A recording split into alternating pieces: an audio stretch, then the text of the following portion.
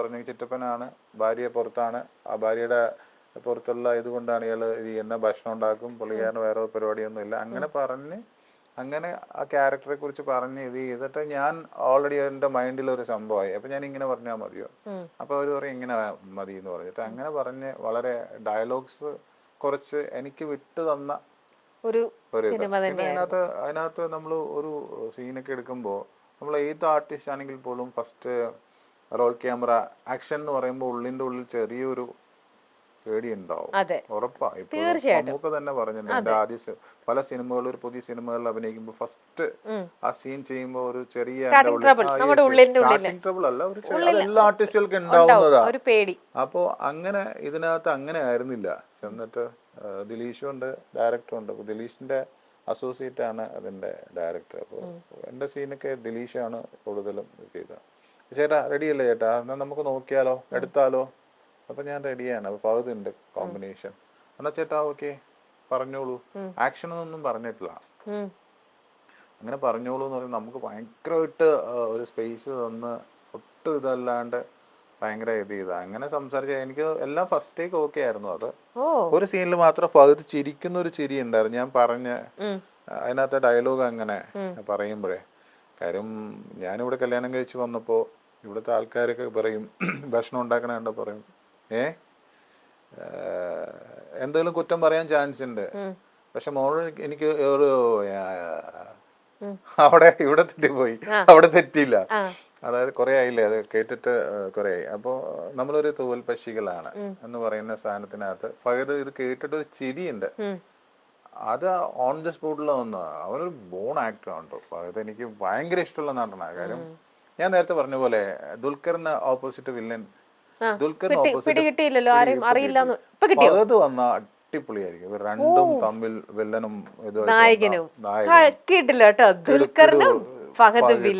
അങ്ങനെ ഒരു സിനിമ വരട്ടെ. അതെ, ഫഹദ് നമ്മുടെ മലയാളത്തിലെ വേറെ ലാംഗ്വേജിലെ തെലുങ്കിലൊക്കെ ഇതേപോലെ വില്ലൻ ക്യാരക്ടർ ചെയ്യുന്നുണ്ടല്ലോ, സൂപ്പർ ആയിട്ട് ഭയങ്കര പവർഫുൾ ആയിട്ട് ചെയ്യുന്നുണ്ടല്ലോ ഓരോന്നും. ഷാനു എന്നാണല്ലോ അതെ വിളിപ്പേര്, എല്ലാരും എനിക്ക് അറിയാം. നല്ല സൗഹൃദമുണ്ട് ഇപ്പോഴും. ഞാൻ ഈ പറഞ്ഞ പോലെ ഫഹദ് അത്രയും വലിയൊരു ടോപ്പ് പൊസിഷനിലാണ് നിൽക്കണെങ്കിലും ഫഹദിനെ നമ്മളോടുള്ള ഒരു ഇഷ്ടം. അതുപോലെ ഞാൻ ദുൽഖറിന് ഇതുപോലെ ദുൽഖറിന്റെ ഒരു സിനിമ സെറ്റിൽ ചെന്നപ്പോ ദുൽഖർ എന്ന് എന്നെ കണ്ടപ്പോ ഞാൻ പ്രതീക്ഷിച്ചില്ല ദുൽഖർ എണീറ്റ് നിൽക്കും എന്നുള്ളത്. ഞാൻ പ്രതീക്ഷിച്ചില്ല. ദുൽഖർ എന്താ വെച്ചാൽ ഞാൻ മമ്മൂക്കയുടെ കൂടെ എത്രയോ വർഷങ്ങളായിട്ട് കൂടെ നടക്കുന്ന ഒരാള്. അത്രയും സിമ്പിൾസിറ്റിയാണ് ദുൽഖറും ഫഹദും ഒക്കെ ആണെങ്കിൽ അത്രയും ഇഷ്ടമാണ്. അങ്ങനെ കിട്ടിയതാണ് കുമ്പളങ്ങി നൈറ്റ്സിലെ ചിറ്റപ്പൻ. ചിറ്റപ്പൻ ചില നോട്ടങ്ങൾക്ക് അതൊക്കെ യാദൃശ്ചികമായിട്ട് വന്നതാണ്. പക്ഷെ അതൊക്കെ ഭയങ്കരമായിട്ട് എല്ലാവർക്കും ഇഷ്ടമായ ക്യാരക്ടറിനോട് ഭയങ്കര ഇഷ്ടം, ഒരു സിമ്പതി തോന്നി. അതിലൊരു ടേൺ ആ ക്യാരക്ടറിന്റെ ഷമ്മിയുടെ ഒരു ഇത് മാറുന്നത് അതിലാണ്. അതെ അതെ. ശരി, ഇനി നമുക്ക് അടുത്തത് നമ്മൾ പക്കത്തിലേക്ക് പോകുന്നു. രണ്ടാമത്തെ പക്കമാണ് ഒരു കോമഡി പാട്ട് പാടണം. കോമഡി പാട്ട്? യെസ്, പാടിക്കോളൂ. കേളടി നിന്നെ ഞാൻ കെട്ടുന്ന കാലം നൂറിന്റെ നോട്ടു കൊണ്ടാറാട്ട്, കെട്ടിയില്ലെങ്കിലോ കണ്ണീരിലാണ് എന്റെ നീരാട്ട്. അതിനേക്കാൾ വലിയ കോമഡി പാട്ടുകളില്ല. പെട്ടെന്ന് പാട്ട് വന്നല്ലോ. എന്തുകൊണ്ട് ഈ പാട്ട് റീന ചേച്ചിയുടെ അടുത്ത് ഇടയ്ക്കിടയ്ക്ക് പാട്ട് പാടാറുണ്ടോ? ഇല്ല, അതങ്ങനെ ആകസ്മികമായിട്ട് പെട്ടെന്ന് വന്ന പാട്ടാണ്. ആണോ? എത്ര വർഷം പഴയ പാട്ടോ അത്. നല്ല രസമുള്ള ഒരു, കേൾക്കാനും അതിന്റെ മ്യൂസിക്കും ബീറ്റും ഒക്കെ കേൾക്കാൻ നല്ല രസമുള്ള ഒരു പാട്ടാണ്. ഓക്കെ ശരി, ഇനി അടുത്ത ചക്കം. റിയൽ ലൈഫിൽ ഞാൻ വളരെ റൊമാൻറ്റിക് ആണ്. 100%. ഞാൻ ഈ താടിയും ഇതൊക്കെ മാത്രമേ ഉള്ളൂ. ഞാൻ 100% റൊമാൻറ്റിക് ആണ്. എനിക്ക് ഇത്രയും പ്രായം ഉണ്ടെന്ന് ഞാൻ എന്റെ മനസ്സിൽ ഞാൻ ഇത് ചെയ്തിട്ടില്ല. എന്താ പറയാ, അങ്ങനെ തന്നെയാണ്. ആണോ? അപ്പൊ ചേച്ചിയോ? തീർച്ചയായിട്ടും ചേച്ചിയാണോ ചേട്ടനാണോ കൂടുതൽ റൊമാൻറ്റിക്? കുറച്ചുകൂടെ കൂടുതൽ റൊമാൻറ്റിക് ഞാൻ തന്നെയാണ്. തീർച്ചയായിട്ടും റൊമാൻറ്റിക് അല്ല എന്നുണ്ടെങ്കിൽ നമുക്ക് ഇതുപോലെ ഹാപ്പിനെസ് ആയിട്ട് ഇരിക്കാൻ പറ്റത്തില്ല. നമുക്ക് നമ്മുടെ എല്ലായിടത്തിനും ഒരു ബ്ലോക്ക് വരും, എല്ലായിടത്തും. ഞാൻ അങ്ങനെ എനിക്ക് സങ്കടങ്ങൾ വരുമ്പോഴാണെങ്കിലും ഇപ്പൊ ഈ സിനിമയുടെ സംഭവത്തിൽ ഒരുപാട് വലിയ വിഷമഘട്ടത്തിലൂടെ കയറി വന്നെങ്കിൽ പോലും ഞാൻ അത് പിടിച്ചു നീക്കാനായിട്ട് എനിക്ക് ഞാൻ അങ്ങനെ അങ്ങ് പോകത്തില്ല. മോളുടെ കല്യാണം ആവുന്നു, അപ്പൊ പോലും എനിക്ക് ഒരു തരത്തിലും ഒരു ഞാനങ്ങ് ഇടിച്ചു കയറി അങ്ങ് പോകും. ഹാപ്പിനെസ് തന്നെ, സന്തോഷം തന്നെ. സങ്കടം വരും, പക്ഷെ അത് ഞാൻ അങ്ങനെ അധികം അറിയിക്കാറില്ല. സെൽഫ് മോട്ടിവേറ്റ് ചെയ്യാണോ എപ്പോഴും? 100%. ആണല്ലേ? 100%. ഉള്ളിന്റെ ഉള്ളിൽ നിന്ന് ഒരു ബൈജു തന്നെയാണ് എണീക്ക്, നീ ആക്റ്റീവ് ആവ്, ഹാപ്പി അല്ലെങ്കിൽ എനിക്ക് ആയിട്ട് നിൽക്കാൻ പോലും, സിനിമയിൽ പോലും നിൽക്കാൻ പറ്റത്തില്ലല്ലോ. ഞാനിപ്പോഴും കറണ്ട് ഈ പറയുന്ന എത്രയും ഞാൻ പറഞ്ഞില്ലേ, ഞാൻ സുകുമാരൻ ചേട്ടൻ, രതീഷ് ചേട്ടൻ, കൃഷി, അങ്ങനെ അവരോടൊപ്പം അഭിനയിച്ചിട്ട് ഇപ്പോഴും സുകുമാരൻജന്റെ മോൻ പൃഥ്വിരാജിന്റെ കൂടെ അല്ലെങ്കിൽ ദുൽഖറിന്റെ കൂടെ അഭിനയിക്കാൻ പറ്റില്ല, ഫഹദിന്റെ കൂടെ അഭിനയിച്ചിട്ടുണ്ട്. ഇപ്പോഴും നിൽക്കാൻ പറ്റുന്നു എന്നുള്ളത് ആ ഒരു പോസിറ്റീവ് ഉള്ളത് കൊണ്ട് തന്നെ. ഇല്ലെങ്കിൽ പോയി നമുക്കങ്ങനെ പരാതിയും പരിഭവവും അല്ലെങ്കിൽ അങ്ങനെ ഒന്നുമില്ല. എന്താ റെഡി, ഐ ആം റെഡി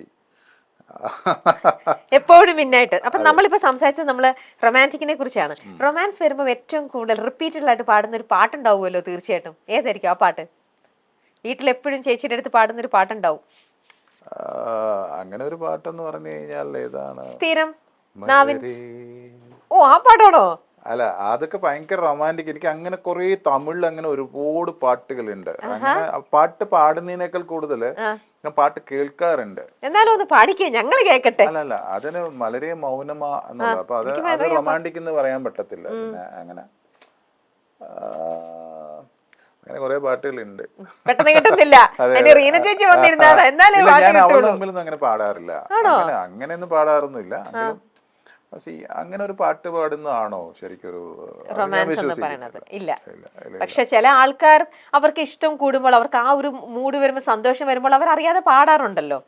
അതുകൊണ്ട് ഞങ്ങളുടെ ഇതിൽ അങ്ങനെ ഒരു ഇതില്ല. ശരി, ഓക്കെ, നമുക്ക് അടുത്ത പക്കത്തിലേക്ക് പോവാം. അല്ല, അടുത്ത പക്കം ആക്ടിങ് സെഗ്മെന്റ് ആണ് കേട്ടോ. അതിൽ ആക്ട് ചെയ്ത് കാണിക്കണം. ഈ പരിപാടി ഇവിടെ നിർത്തിക്കോ, ഇനിയും ഓക്കെ, ഈ പരിപാടി ഇവിടെ നിർത്തിക്കോ, മതിയാക്കാം, ഇതെല്ലാം നിർത്തിക്കോളൂ എന്ന് പറഞ്ഞിട്ട് ഇവിടെ ദേഷ്യപ്പെട്ടിട്ട് ഇവിടെ ഒരു സീൻ അങ്ങനെ ചെയ്യണം. അഭിനയിച്ചോളൂ, എന്നോട് പറയണം. എന്റെ മുഖത്ത് നോക്കിയിട്ട് മതിയാക്കാൻ ബൈച്ചേന്ന് പറയാൻ തോന്നുന്നുണ്ടോ? ആക്ടിങ് സെഗ്മെന്റ് ആണ്. അങ്ങനെയൊക്കെ പറയാൻ പറ്റുള്ളൂ. അങ്ങനെയൊക്കെ പറയണം.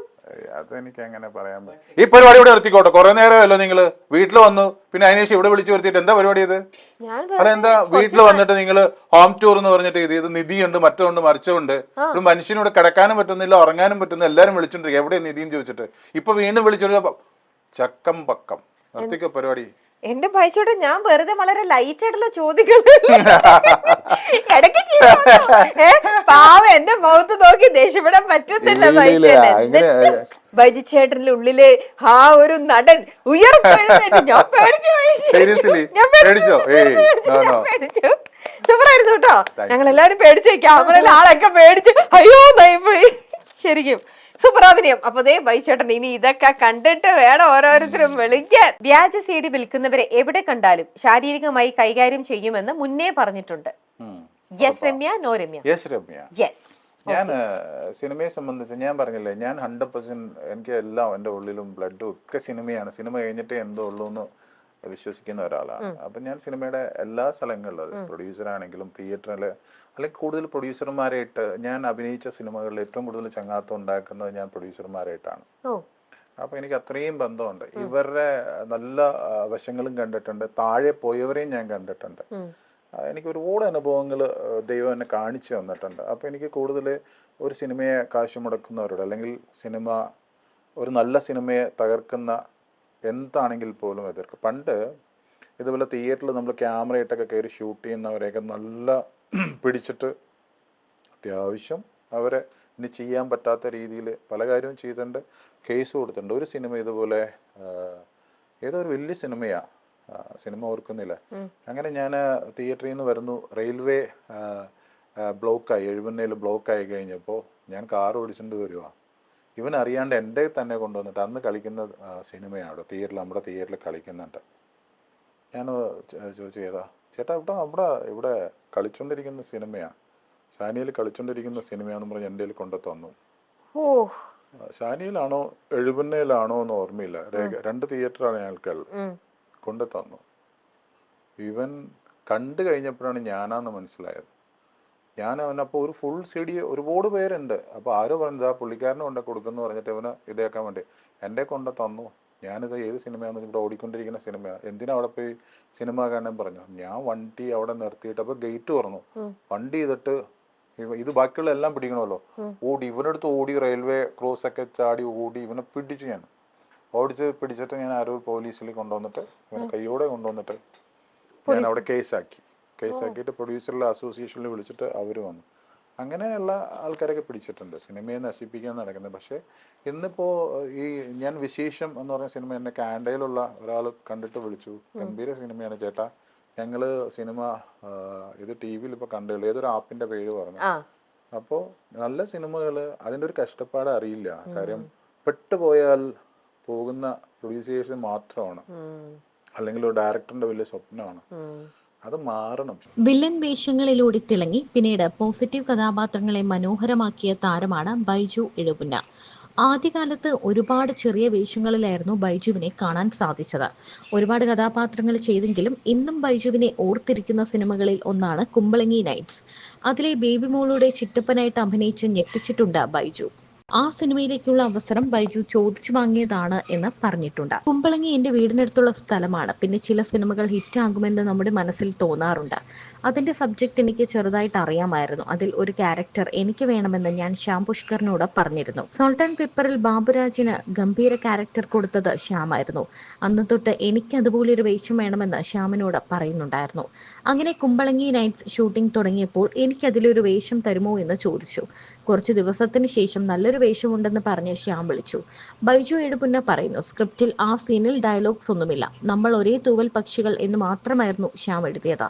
സിറ്റുവേഷൻ പറഞ്ഞു തന്നിട്ട് ബൈജുവിനോട് ഇഷ്ടമുള്ള ഡയലോഗ് പറയാനായിരുന്നു ശ്യാം ആവശ്യപ്പെട്ടത്. ഈ സിനിമയിൽ തന്റേതായ ഒരു സ്പേസിലാണ് കഥാപാത്രത്തെ അവതരിപ്പിച്ചത്. ഡയലോഗ് സ്വന്തമായി പറയാൻ എനിക്ക് സ്വാതന്ത്ര്യം തന്ന മറ്റൊരു സിനിമ ഉണ്ടാവില്ല. അതിൽ ഞാനൊരു ഡയലോഗ് പറയുമ്പോൾ ഫഹദ് ചിരിക്കുന്ന ഒരു ഷോട്ടുണ്ട്. അത് ശരിക്കും സ്പോട്ടിൽ വന്നതാണ്. അവൻ ശരിക്കും ഒരു ബോൺ ആക്ടറാണ്. ദുൽഖർ നായകനായി ഫഹദ് വില്ലനായി എത്തുന്ന സിനിമ വരണമെന്ന് ഒരുപാട് ആഗ്രഹമുണ്ട്.